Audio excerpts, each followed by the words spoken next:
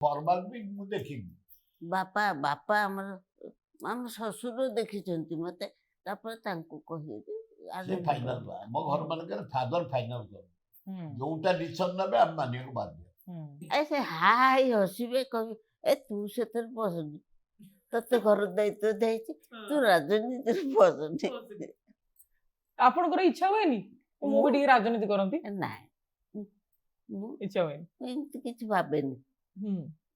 Matric ପର୍ଯ୍ୟନ୍ତ ପାଠ ପଢିଛି ସେତିକିରେ ଆଉ ମତେ କଣ ସେ ମତେ ରାଜନୀତିକି ତାଙ୍କ ଘର ଲୋକ ଛାଡ଼ିବେ ଛାଡ଼ିବେ ହୁଁ ତ ଆପଣ ଯେବେ ବାହା ହେଇକି ଆସିଲେ ହଁ। ତାପରେ ବାହା ହେଇକି ଯେତେବେଳେ ଆସିଲେ ଗୋଟେ ରାଜନୈତିକ ଘରକୁ ସେତେବେଳେ ତ ଆଡଜଷ୍ଟ କରିବା ପାଇଁ ଆପଣଙ୍କୁ ସମୟ ଲାଗିଥିବ ହଁ।